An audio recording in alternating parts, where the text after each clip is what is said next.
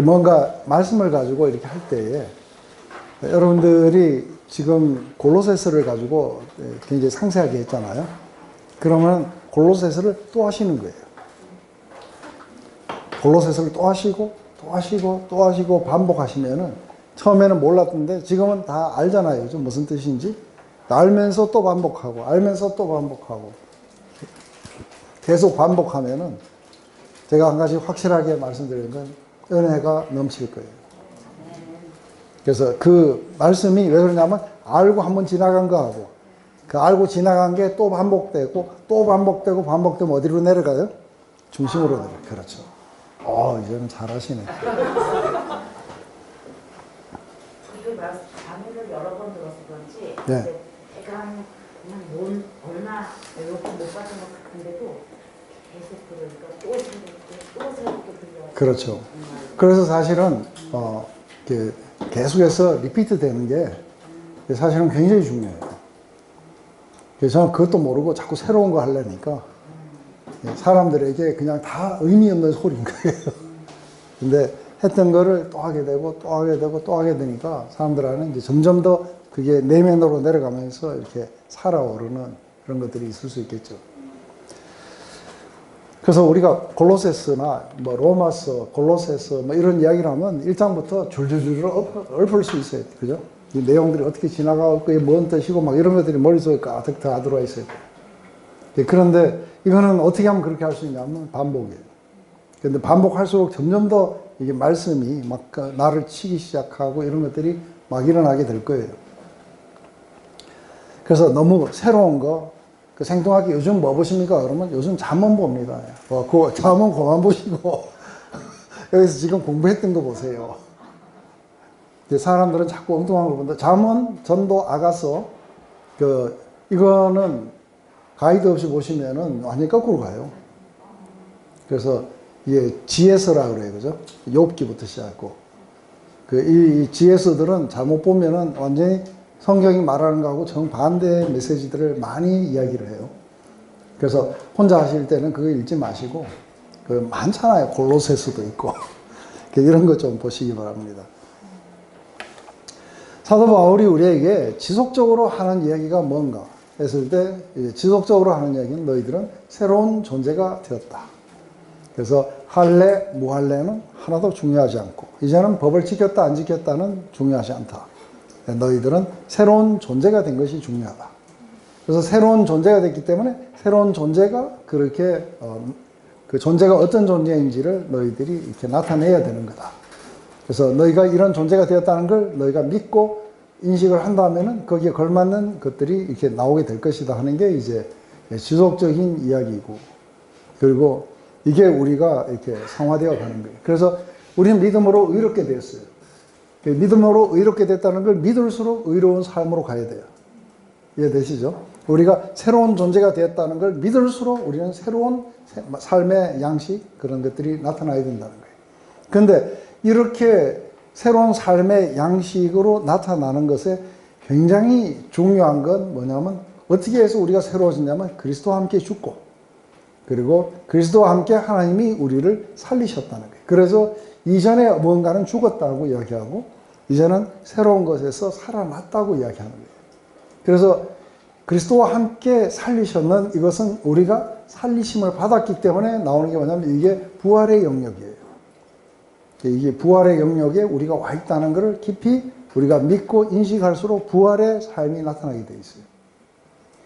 근데 여기에 이제 제일 중요한 건 내가 어떻게 해서 이렇게 되느냐 했을 때 모든 것은 그리스도로 말미암은 거예요. 그래서 우리의 삶에 지금 이제 가장 중요한 건 뭐냐면 이제 그리스도예요. 그래서 사도 바울은 다른 곳에서도 그렇게 이야기해요. 이제는 자기를 위해서 사는 사람도 없고 자기를 위해서 죽는 사람도 없고 우리는 뭐예요? 사나 죽으나 그리스도의 것이다. 그래서 이제 우리가 중요한 거는 우리는 그리스도를 위해서 살고 그리스도를 위해서 죽고 그래서 모든 것이 지금부터는 그리스도가 되어야 된다. 이게 이제 굉장히 중요한 우리의 초점인 거예요. 그래서 우리의 옛날의 것들은 벗어버리고 새로운 것을 입을 때에 이때 굉장히 중요한 건 뭐냐면 그리스도로 입어야 돼요. 그리스도로 입고 그리고 우리가 다른 사람을 대할 때도 그리스도로 대해야 돼요. 왜냐하면 모든 것 안에 그리스도가 계시고, 그리고 내 안에도 그리스도가 계시고, 그리고 우리가 사랑하는 그 대상도 그리스도고, 이런 거예요.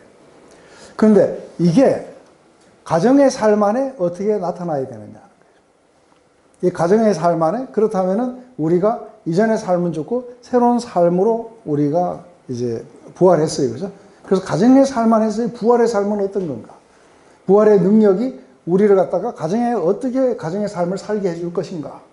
이랬을 때 지금부터 중요한 거는 이제 새로운 삶일 뿐 아니라 거기에는 그리스도가 가장 중요한 것이겠죠. 그런데 이제 우리의 그런 어떤 의식 가운데 어떤 게 있냐면, 이렇게 결혼이라는 건 인간이 만든 제도가 아니거든요. 그래서 예수님이 직접 말씀하세요. 하나님이 짝지어 주신 것을 인간은 나누지 못한다고 말씀하세요. 이게 왜 그렇게 되냐면, 우리가 짝지은 게 아니기 때문에 우리가 나눌 수가 없다고 하는 거예요. 만약에 우리가 하나님이 짝지어 주신 것을 우리가 나눌 수 있다고 주장하면 그리스도도 우리하고 디보스 할 수 있어요. 맞아요? 왜냐하면 하나님이 짝지어 주셨지만 얼마든지 마음에 들지 않는다고 그만 하고 이렇게 할 수 있는 거예요. 그런데 지금부터 이제 이 결혼이라는 이런 어떤 관계 중에 특별히 아내와 남편의 관계는 굉장히 중요한 게 그리스도예요. 그래서 지금 그리스도가 우리가 에베소서 5장에 가면 이렇게, 그러므로 사람이 부모를 떠나 아내와 연합하여 하나가 될지니라 하는 거예요. 그래서 아내와 합하여 하나가 될지니라, 이 하나됨의 비밀이 크도다 하고 이야기해요. 그러면서 내가 그리스도와 교회에 대해서 말한다. 그래서 지금 사람이 부모를 떠나 아내와 연합하여 하나가 되는 건 그리스도가 교회와의 연합을 이야기하는 거지, 근본적으로는 남편과 아내의 연합을 이야기하는 건 아니에요. 그렇지만 너희 남편과 아내도 각각이 그리스도를 경외하는 마음으로 피차 이렇게 사랑해라, 이렇게 이야기해요. 그래서 이거는 우리가 하나님과 우리의 관계의 실체를 이렇게 나타내 주는 거예요. 그래서 하나님이 이렇게 만드신 걸 나누지 못하는 것은, 이제는 우리와 내주와 맺은 그 언약은 영불변하도록 되어 있어요. 그 나라 가기까지 늘 우리를 지키고 보호하시고 하시는 이유가 어디 있냐면, 언약적 사랑이에요. 헤세드라고 해요. 이 언약적 사랑이 우리 안에 있는 거예요. 이제 이게 옛날에는 어떻게 되느냐 하면, 우리가 하다가 이제 우리 더 이상 사랑이 없는 거 알지? 그러니까 우리 각각의 행복을 찾아서 행복의 나라로 갑시다 하고 빠이빠이 하고 갈 수 있었다면은, 이제는 그게 안 된다는 걸 알게 돼요. 왜냐하면 이 가정이라는 거는 그리스도가 나타나야 되는 장인 거예요. 새로운 피조물이 어떤 건지를 알려주는 장이 되어야 된다고 하는 거예요. 그래서 지금부터 모든 은혜에, 이제 이게 우리가 관계를 맺을 때 이 관계를 맺는 베이스가 있어요. 그 베이스가 뭐냐면, 하나님과 예수 그리스도와 우리 교회가 맺는 이 관계의 베이스는 뭐냐면 은혜예요. 그래서 참 우리 형제님, 심스 형제님 참기 어려우시죠? 네? 참기 어려우시죠? 아니요. 이 말을 듣고 싶었어요. 네. 참 우리가 참기 어려운데 주임은 우리 보고 난 더 참는다고 그러세요. 그죠? 근데 왜 참느냐 하면은, 이제는 우리의 관계의 베이스가 이게 어떤 것에 따라서 할래 무할래든지 뭐 이랬다 저랬다에 따라서 사랑하고 안 하고는 이제 사라져야 돼요. 지금은 어떻게 왜 사랑하느냐 하면은, 이랬다 저랬다 하는 거하고 상관없이 언약적 관계 안에 이것은 은혜가 베이스가 돼서 사랑하게 되는 거예요. 그러니까 이게 속이 다 썩어 빠지는 거죠. 그렇지만 은혜 베이스예요. 이거는 끝없는 용서. 근데 이것뿐만이 아니라 이제 남편이 아내를 사랑할 때에, 이때 그리스도가 어떻게 나타나냐면, 아내를 갖다가 그래 하고 참아야지 하고 해갖고 욱 참고, 이거는 그러니까 그리스도의 모습이 아닌 거예요. 은혜 베이스 속에 참는데, 어떻게 참느냐 하면은, 그리스도가 뭔가를 사랑하면, 우리를 향해서 은혜 베이스 속에 사랑하면 우리를 정결하게 의롭게 해주세요. 용서해 주는 게 끝이 아닌 거예요. 우리를 정결하고 물로 씻어 깨끗하게 하시고, 그리고 하나님 앞에 흠도 없이 만들어 주시는 것은 그건 왜 그러냐면 그분의 은혜 속에 그 아내의 모든 허물들을 자기가 이렇게 주시는 거예요. 네, 그러면서 아내를 의롭게 만들어주는, 이것은 아내의 죄를 자기가 죄짐을 이렇게 짊어지고 간다는 거예요.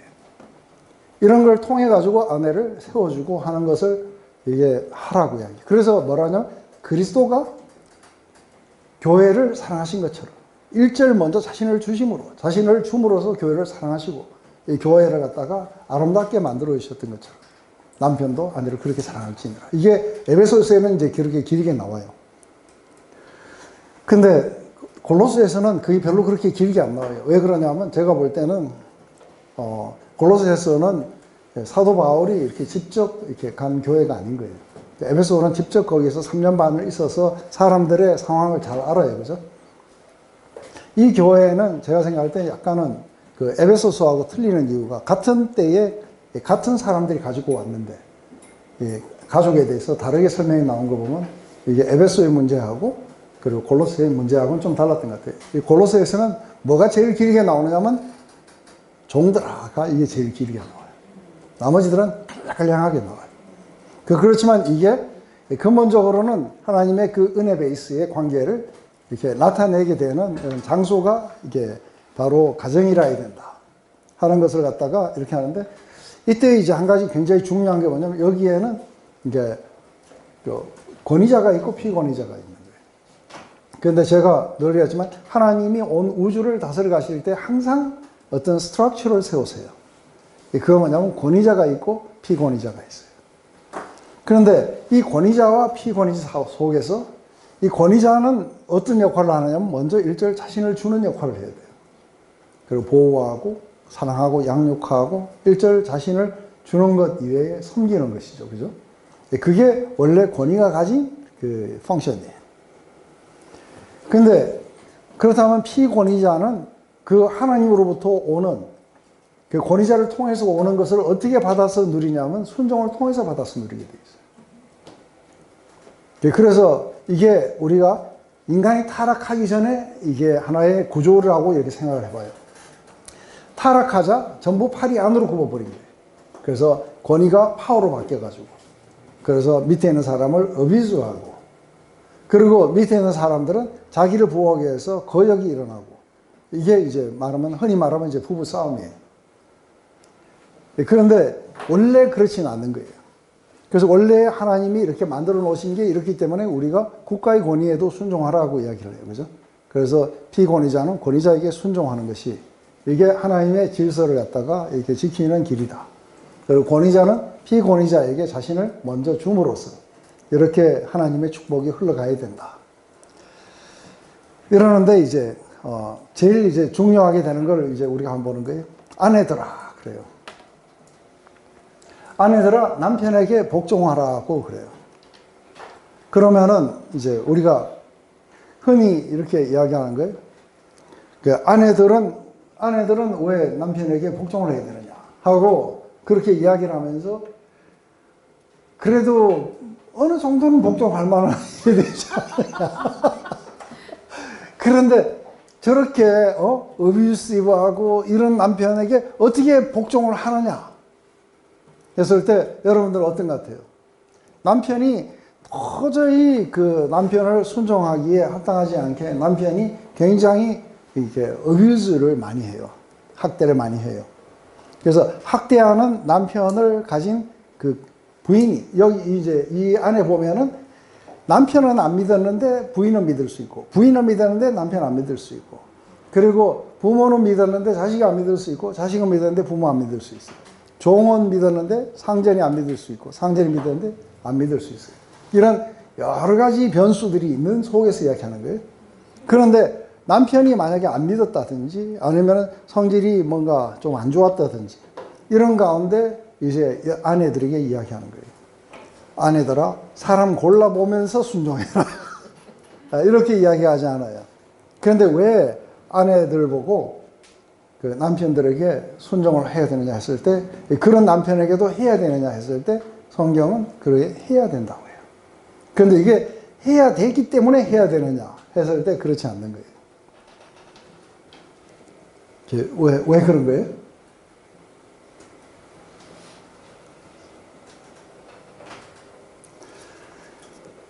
우리가 좀 더 이렇게 아내의 문제가 좀 더 심각했던 지역이 있었어요. 이건 저 위에 있는 갑바도기아예요. 거기에 베드로전서 3장에 가면은 이 아내 문제를 더 심각하게 다뤄요. 그러면서 너희들에게 굉장히 어비스하고 그런 어떤 남편에게도 순종을 하라고 이야기해요. 그런데 지금부터 순종을 하는 이유가 어디 있어요? 왜 순종을 해야 돼요? 주님이 하라고 해서. 그 말은 비슷한데, 말은 좋은데, 지금부터 누구에게 순종을 하느냐면, 그렇죠. 그리스도에게 순종하는 거예요. 근데 그리스도에게 어떻게 순종을 하느냐 하면은, 우리가 남편에게 순종하는 걸 통해 갖고 그리스도에게 순종하는 거예요.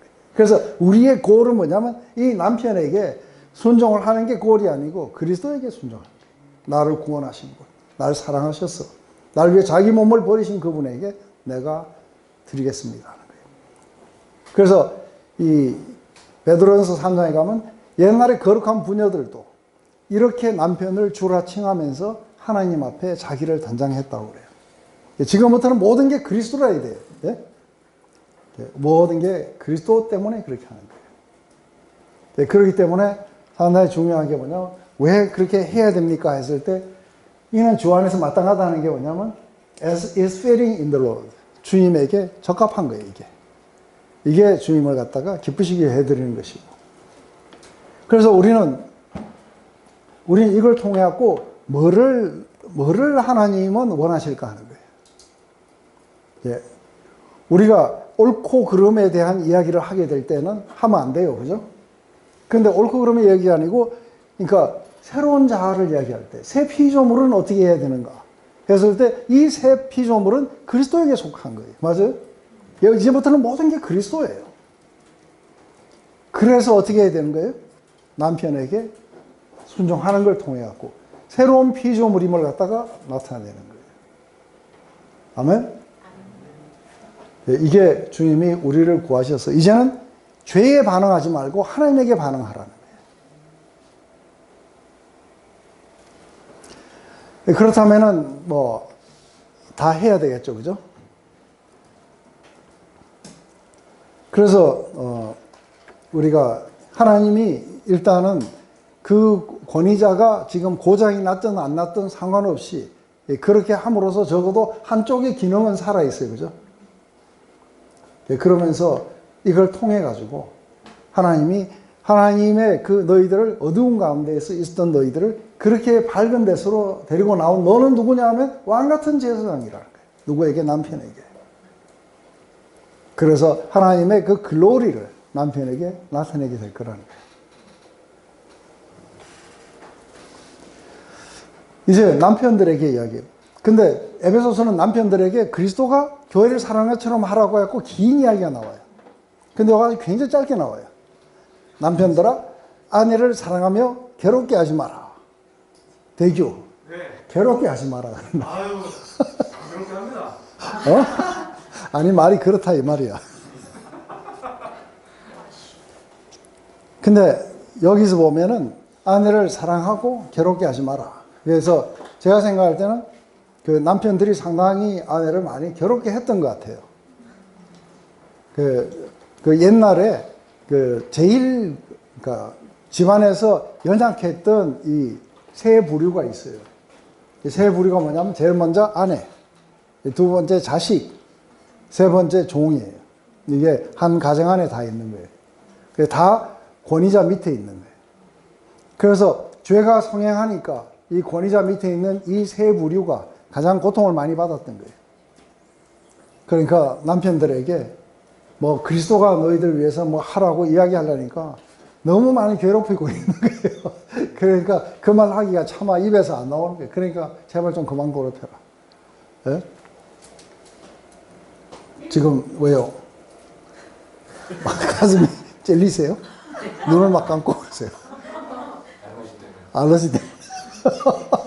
저는 이 말씀이 막 지금 살아서.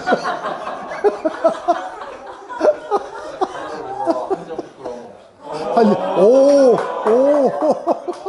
오, 네.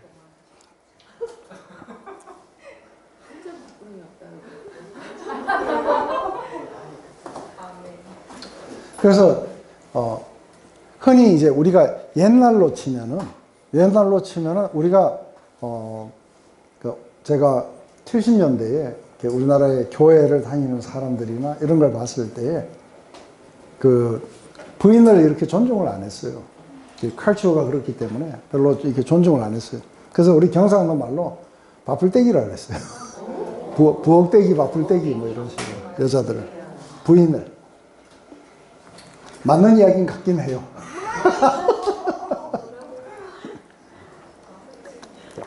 그런 이야기 처음 들어요? 부엌떼기, 바풀떼기. 그래서 사람도 소개할 때 우리 바풀떼기입니다 하고 이래 소개해요. 아내를 그리고 네?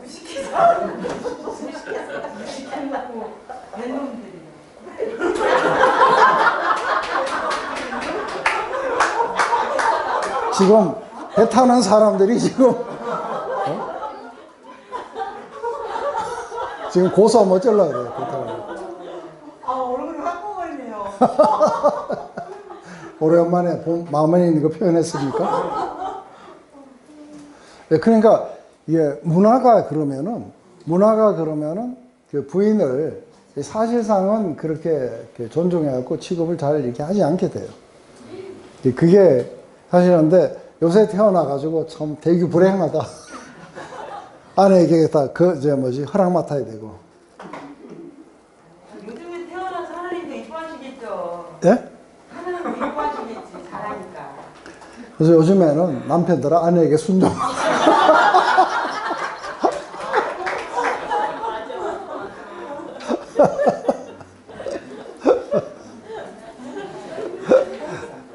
참 남녀가 이렇게 바뀌어가지고 그죠? 근데 사실은 이게 이제 문화하고 섞여버리면은 복음이 들어가서 문화하고 섞이면은 이게 이제 문화를 다 바꿔야 되는 거예요. 이게 패턴이었는데 이 쉽게 잘 되겠느냐 할 때 잘 안 돼요. 그죠? 네, 그런데 사실은 제가 어릴 때 하고 지금하고는 남녀의 이게 위치가 상당히 바뀌었어요.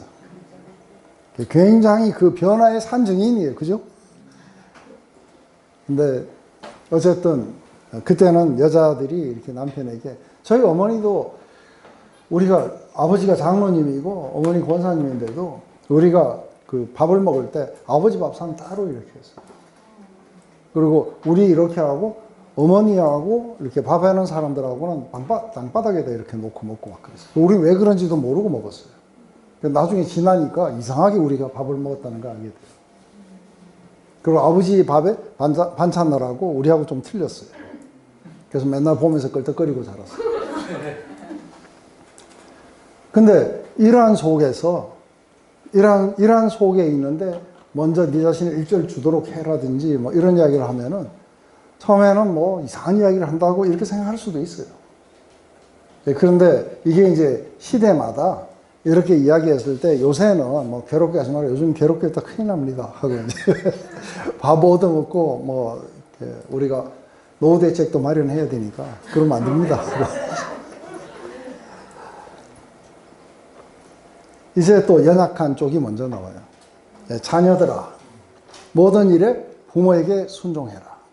여기 이제 또 범위가 더 넓어요. 그죠? 모든 일에 자녀는 부모에게 무조건적인 순종을 보여라. 이거는 주님 안에서 기쁘게 하는 것입니다 하는데 이거는 주님을 기쁘시게 하는 것이에요. 그래서 이 자녀가 부모에게 순종하는 것도 뭐 때문에 그런 거예요? 이게 궁극적으로는 하나님께 순종하는 거예요.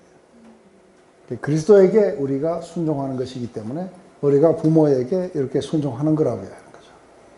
이게 하나님을 기쁘시게 해드리는 이유는 궁극적으로 하나님께 순종하는 거예요. 그래서 십계명에 그렇게 나와요. 그죠?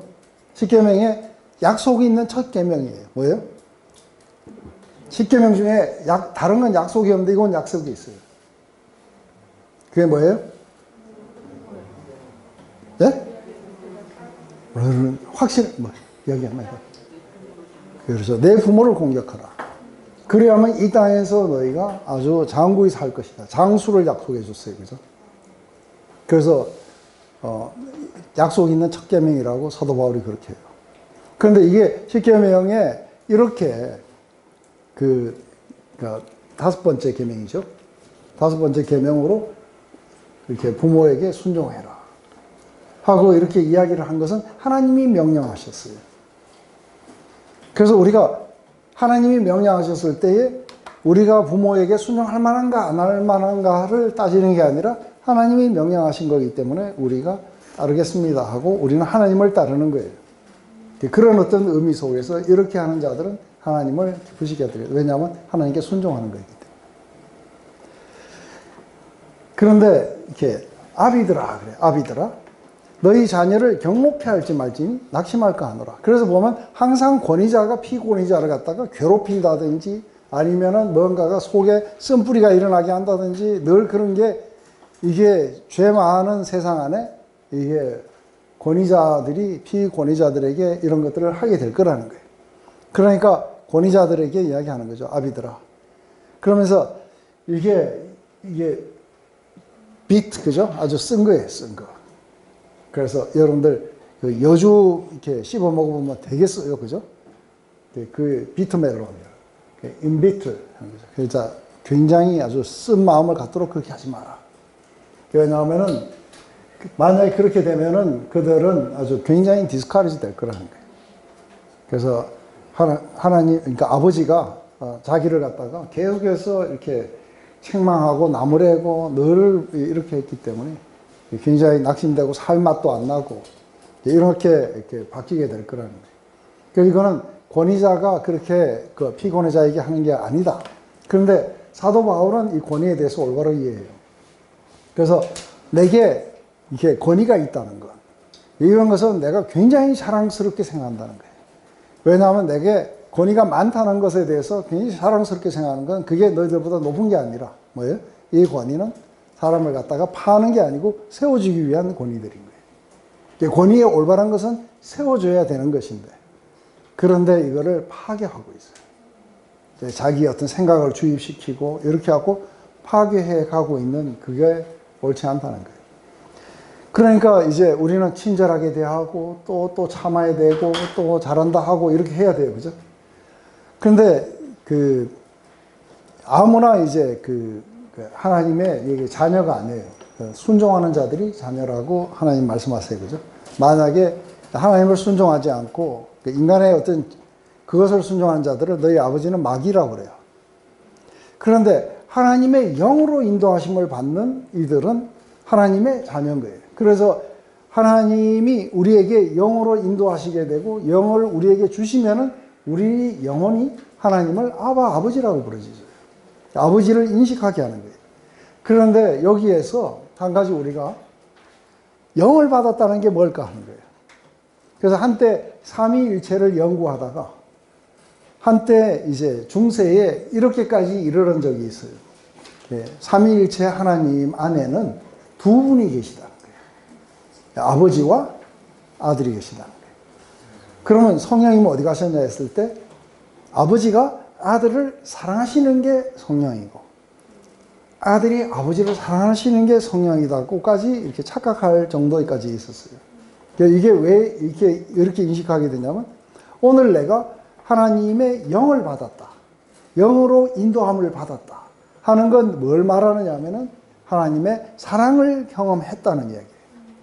사랑의 인도하심을 받았다는 그 의미예요. 그래서 이 영을 받은 사람들은 이렇게 나를 사랑하시는 과를 갖다가 경험해야 돼요. 그래서 어떻게 하는 거예요? 아버지라고 자기를 사랑으로 양육해 주시는 그분을 아버지라고 부르짖는 거예요. 그래서 이게 성령께서 오셔서 우리로 하여금 하나님을 아버지로 알게 하시는 것은 바로 이게 사랑의 영이 우리에게 도달하는 거예요. 그런데 아비가 자식을 갖다가 그게 뭔가 사랑하면 사랑의 영이 가야 되는데 사랑의 영이 가지 않고 뭐예요? 쓴뿌리를 막 만들어 가는 거예요. 왜 이게 일어나느냐 하면은 우리의 사랑을 전하지 않고 뭘 전하는 거예요? 예, 우리의 어떤 그 욕구를 막 전하는 거예요. 예, 이러면서 마구 해버리니까 어떻게 돼요? 그 영혼 안에는 완전히 자기 인격이 무시를 당하고 이러면서 그냥 막 그러니까 아버지를 벗어났으면 좋겠다. 이러면서 아버지 때문에 먹는 사람들 많아요. 그죠? 예, 그 이유가 뭐냐면 이게 뭔가 이야기를 하면 사랑이 전달돼야 돼요. 근데 사랑의 전달을 사실상은 부모들은 목적으로 하지 않아요. 예, 고치고 싶은 거예요. 그래서 함부로 말하기 시작하고 뭘 하고 하다가 안 되면 네 같은 거 나가 죽으라 하고 막 이래버리면서 이제 예, 그런 식으로 이게 되게 되는 거죠. 예, 그러니까 이게 사랑을 하려고 그러면 사랑이 전달되려고 그러면 이게 아버지들보다는 엄마가 훨씬 더 사랑이 많이 전달돼요. 왜냐하면 그래도 엄마들이 그 자식한테 그만큼 막 마음대로 하는 게 아니라 아버지가 좀 세면은 엄마는 막 애들을 품어주려 하고 막 이러다가 나중에 가면 그 어머니 정상서 그러죠. 어머니 전상서 이러면서 어머니가 그래서 자연인들 보니까 다 어머니가 만들어준 거 그거 먹고 싶다 그러고 어머니를 그리워하는데 아버지를 그리워하는 사람은 그렇게 많지는 않더라고요. 아버지가 사랑을 안 주고 자꾸만 자기의 어떤 교훈이라든지 자기 생각 그런 자기의 신념 이런 거를 전해주려고 많이 노력했기 때문에 그렇지 않는가 이렇게 보는 거죠. 그래서 우리가 일단은 우리가 그것을 갖다가 디스커리지 시키지 않으려면 사랑을 전해야 되는 거예요. 그런데 이걸 보면은 사랑이 잘 안 전달되는 이유 중에 하나가 뭐냐면 이게 참을성이 없는 거예요.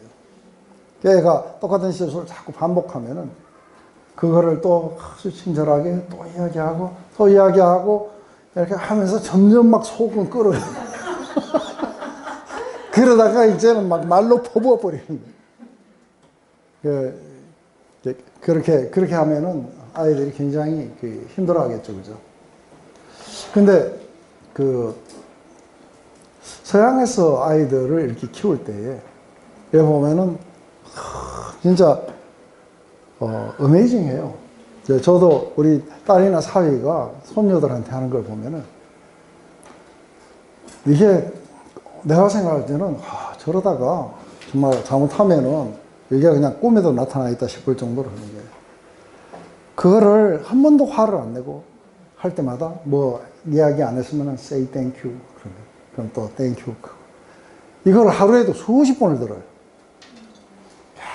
계속 반복하는 거예요. 그리고 또 뭔가가 잘못되면은 그에 대해서 또 친절하게 대화하고 또 하고 이러다가 애가 말을 안 되면 데리고 가고 저쪽에 가서 때린가 싶어 보면은 거기에서 사랑으로 또 이야기를 하고 다 이러고 또 데리고 오고 이거를 끝도 없이 하는 거예요. 이게 사랑의 스피릿이에요. 그죠? 이게 이제 우리가 새롭게 된 피조물들은 하나님이 우리에게 끝없이 그렇게 하시듯이 우리도 그렇게 자녀들에게 끝없이 그러다가 이렇게 조금이라도 돌이키려면 너무너무 기뻐하고 막 좋아하고 이러면서 인카리지를 막 해주고 잘못되면은 끝없이 설명을 해주고 그래서 막 그 땅에 막 뒹굴뒹굴 하는 애들을 막 붙잡아 가면 저쪽에서 반쯤 죽이는 줄 알았더니 가서 보면 또 설명하고 있어요. 사랑이 이렇게 전달되겠죠. 하나님의 아버지 되심이라는 건 그런 거죠. 그래서 우리가 이런 이야기를 이 땅의 아비들도 누가 생선을 달라 하면 뱀을 주고 떡을 달라 하면 돌을 주는 아비가 어디 있겠느냐. 이 땅의 아비들도 좋은 거를 주려고 하지 않겠느냐. 그런데 하늘의 아버지가 구하는 자들에게 성령을 주시지 않겠느냐. 그분의 사랑을 주시고 그 사랑을 실감하게 해주시고 그래서 즐겁게 따라올 수 있도록 만들어주시는 분이세요. 우리에게 강제적으로 이렇게 구약에는 뭐예요? 이게 하나님의 파워가 이렇게 오지 않았기 때문에 이들은 실패를 했어요. 그죠? 그렇지만 날이 이르게 되면 내가 새 언약을 맺게 될 때 그때 내가 내 영을 주고 새 마음을 줘서 즐겁게 나를 따라오게 하겠다. 사랑을 느끼게 하고 그리고 마음의 변화를 받게 해서 하나님을 즐겁게 따라올 수 있도록 만들어가는 것. 그것은 하나님이 우리를 얼마나 사랑하셨는지를 그분의 영을 통해서 알려주시고 그리고 마음의 체인지를 받아서 순종하는 마음으로 바꿔갖고 데려가시겠다고 하는 거예요. 이게 이제 부모와 자식 간에 부모의 입장 속에서는 그렇다는 거예요. 자식은 그러니까 하나님의 말씀을 갖다가 순종하는 마음으로 부모에게 그렇게 하라고 하는 거죠. 근데 종들은 상당히 이렇게 길어요. 그래서 여기에서는 왜 종들이 이렇게 길까 했을 때, 이 교회 안에 종의 문제를 가졌던 사람이 하나 있었어요. 그게 누구냐면 오네시모였고, 그 주인은 빌레몬이었어요. 이 빌레몬은 골로새 사람이에요. 그래서 이게 오네시모가 주인의 돈을 훔쳐가지고 멀리 로마로 도망을 왔다가 바울을 만나고 변화를 받게 돼요. 그리고 이 글도 사실은 오네시모가 들고 와요. 골로새서도. 그래서 지금 그러니까 뭔가 종들에게 문제가 많았으니까 이게 굉장히 길게 나오지 않았나 이런 생각이 들어요. 종들아 모든 일에 육신의 상전들에게 순종하되 사람을 기쁘시게 하는 자와 같이 눈가림만 하지 말고 오직 주를 두려워하여 성실한 마음으로 하라. 그래서 종들이 이제 상전들에게 이렇게 해야 되는 것은 우리가 이 문제가 조금 더 아주 굉장히 확대되어 갖고 나타나는 것은 이 베드로전서 2장이에요. 베드로전서 2장에 거기에서는 그 사원들아 하고 이야기해요. 그 사원들아 너희들에게 잘해주는 주인뿐만 아니라 너희들에게 아무 잘못이 없는데 너희들을 괴롭히는 상전들에게도 죽게 대하듯 해라 하고 이야기해요. 근데 거기서의 이유는 조금 달라요. 거기서의 이유는 바로 우리 주님도 아무 잘못이 없었는데 그런데 아무 반격을 가하지 않고 그리고 그들의 죄를 짊어지시고 십자가로 향해 가셨다는 거예요. 그래서 우리로 하여금 그 길을 따라오게 하셨다. 그래서 우리가 그렇게 함으로써 우리가 어디에 도달하느냐면 그리스도에게 도달하는 거예요. 모든 것이 지금부터는 그리스도예요. 그죠? 그런데 여기서는 뭐라고 하냐면 이렇게 할 때 우리는 우리의 상전들에게 열심히 일을 할 때 그 상전을 위해서 일하는 게 아니고 누구를 위해서 일하냐면 그리스도를 위해서 일하는 거예요. 그래서 그리스도에게 하듯 우리가 열심히 일을 하게 되는 거예요. 그래서 성실한 마음으로 눈가림으로 대충대충 하는 게 아니라 우리가 진실이 되게 그렇게 해야 되는 건 지금 그리스도를 위해서 그리스도의 영광을 위해서 이렇게 하는 거죠. 그러면서 무슨 일을 하든지 마음을 다하여 죽게 하듯 사람에게 하듯 하지 말라. 우리는 모든 것들이 예수님께 하듯이 그렇게 하라는 거죠. 왜냐하면 결국은 마지막에 리워드를 누구에게서 받냐? 우리의 유업의 상을 누구에게서 받냐면 그리스도로부터 받을 거라는 거예요. 그렇기 때문에 우리는 그 유업의 상을 그리스도에게서부터 받기 때문에 우리는 우리는 섬기는 자들이라는 거예요. 그래서 너희는 주 그리스도를 섬기는 자들이다. 그러니까 집에서 재택근무한다고 대충 하지 말고 열심히 하라고 막 이렇게 예수님한테 하듯이 그렇게 하라고 이제 하시는 거죠. 이러면서 이제 또 어떤 것이 있을 수 있느냐 하면은 인간 주인들은 얼마든지 편애를 할 수 있어요. 그래서 열심히 일했는데 거기에 합당한 보상을 안 해줄 수도 있고, 그리고 열심히 일하고 여기서 놀았는데 노는 사람에게 더 줄 수도 있어요. 이건 왜냐하면 우리의 편애가 작용해가지고 이런 일이 일어날 수 있다는 거예요. 근데 하나님은 어떻게 하시는 분이냐면 하나님은 편애하시거나 아니면은 일했는데 합당하게 임금 지불을 안 하고 이런 분이 아니시라는 거예요. 그래서 사실은 이 말씀하시는 거죠. 불의를 행하는 자는 불의의 보응을 받게 되고, 왜냐하면 주는 사람을 갖다가 외모로 취하지 않는다. 이것은 편애를 하지 않으신다는 거예요. 그래서 하나님에게는 편애가 없다는 거예요. 그렇기 때문에 우리는 하나님을 갖다가 마음껏 섬길 수 있는 거예요.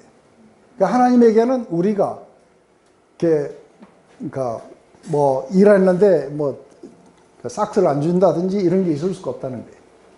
그렇지만 이게 외모로 취하지 않는다는 건 그게 주인이기 때문에 하나님은 좀 더 봐주고 종이기 때문에 봐주고 이런 것도 없는 거예요. 왜냐하면 그리스도 예수 안에서 더 이상 종, 주인 다 없어요. 그죠? 모두가 다 똑같아져요. 그런데 만약에 이게 우리가 그 이야기들이 나와요. 우리 신명기에도 나오고 뭐 할 때 그 법에 많이 나오는 것 중에 이게 뭐예요?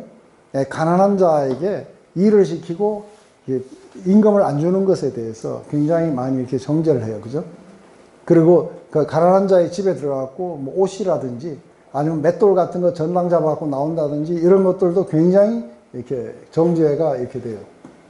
그러듯이 실제적으로 이렇게 종들이, 이게 주인들이 종들에게 그런 불의를 행하게 되면은 거기에 대한 불의의 그 보응들은 하나님이 하실 것이다. 그래서 우리는 뭐를 해야 되는 거예요?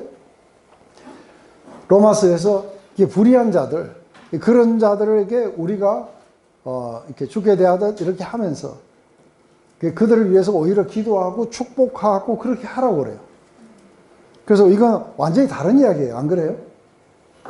그러니까 우리에게 그런 어떤 불의를 행하는 이런 어떤 주인들을 향해 가지고 우리는 축복하라. 그들을 위해서 기도하라. 그러면 그들 위에 숯불을 놓은 것처럼 그들은 점점 더 계속해서 불의를 하기 때문에 그걸 궁극적으로 갚아주실 분은 누구냐면은 하나님이신 거예요. 우리가 갚으면 안 돼요. 우리는 하라고 한 것만 하면 돼요. 그죠? 그래서 축복하고 그렇게 하라고 하는 거죠. 그런데 이게 이제 우리의 능력으로 해야 되기 때문에 해야 되느냐 하고 이야기할 때 해야 되기 때문에 해야 된다고 하면 얼만큼 탈로가 나요. 그래서 결국은 불지르고 그냥 뭐 떠나버리는 수밖에 없는 거죠. 그래서 이거는 우리의 능력 안에서 이루어지는 게 아니고 하나님의 능력 안에서 이루어져요. 그런데 문제는 뭐냐? 문제는 뭐냐 하면 이 방향으로 우리가 가야 능력이 와요.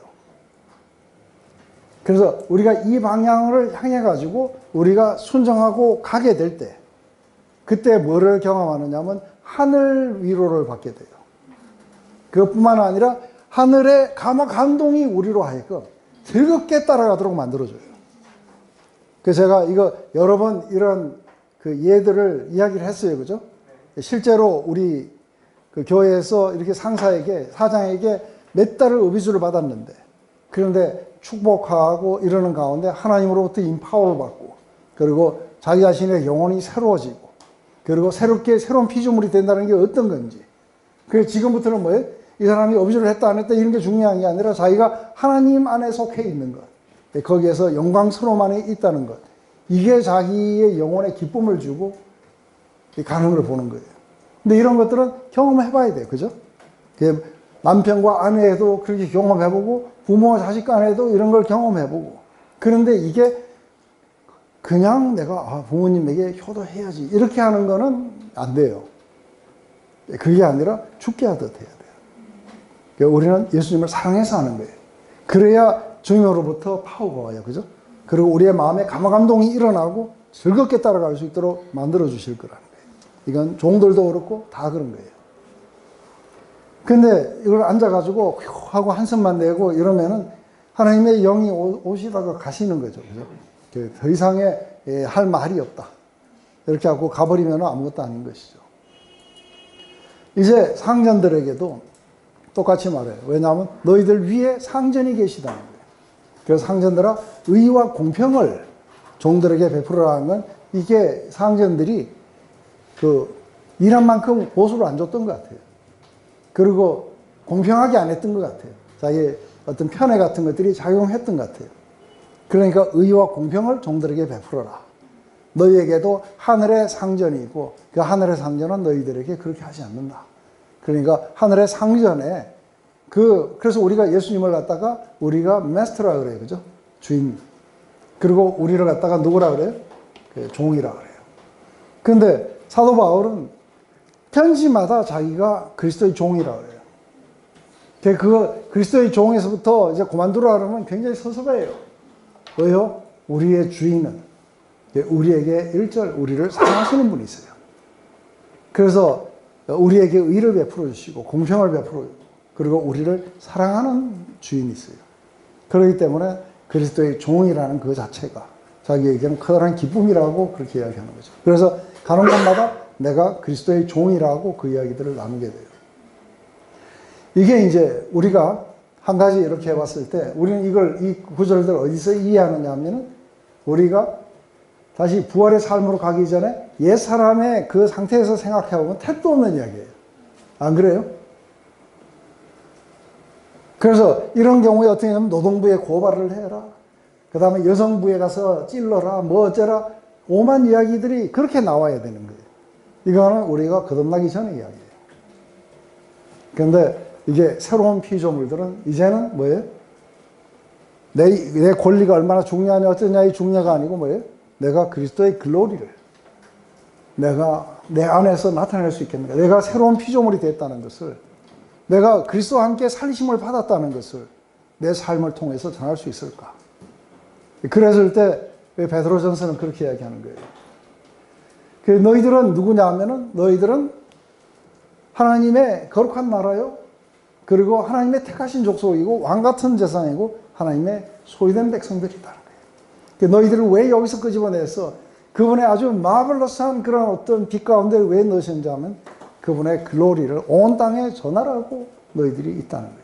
이 새로운 피조물들의 지금 존재의 목적은 어디 있냐면 자기의 권리에 정진해 있지 않고 그분의 글로리를 전하는 데 있는 거예요. 그래서 우리는 어디로 가야 되냐면 그리스도에게로 가야 돼요. 그리스도를 섬기고 그리스도를 닮고 그리스도를 더 많이 우리가 소유하게 되는 거예요. 그런데 이게 이제 우리가 새로운 피조물로서 이게 지금부터 우리에게 중요한 건 이런 거예요. 그래서 어떻게 하냐면 우리가 불의를 당하고 하나님을 생각하면서 참고 거꾸로 축복하면 그것은 하나님을 굉장히 기쁘시게 해드리는 거야. 왜냐하면 그분의 목적이 우리 안에서 일어나고 있는 거예요. 그런 자들에게 하나님은 그 영광의 영을 우리 가운데 보내주셔서 우리가 그것을 견딜 수 있도록 해주시고 우리에게 놀라운 승리의 삶을 살 수 있도록 해주실 거라는 거예요. 그게 패밀리 안에서 일어나야 되는 이야기라고 하는 것이죠. 그런데 여전히 우리가 옛날의 시스템 속에 있으면은 절대로 받아들일 수 없는 이야기들이 이제 앞으로 뒤에 가면 막 나오게 될 거예요. 그죠? 그래서 특히 우리가 베드로전서를 갖다가 이거 하게 되면은 그걸 어떻게 합니까 했는데 실제로 사람들을 그리로 인도해 가지고 그렇게 해 보면 그게 하나님의 파워가, 하나님의 임재가 사람들에게 즐겁게 할 수 있도록 그 모든 것들을 넉넉하게 이길 수 있도록 해주신다는 걸 갖다가 실제 경험하게 돼요. 근데 이걸 한번 경험한 사람들은 어떻게 돼요? 실체를 알았어요. 그죠? 그러니까 만나는 사람들마다 그래야 해야 된다고 이제 그 실체 가운데로 이끄는 사람들이 되는 거예요.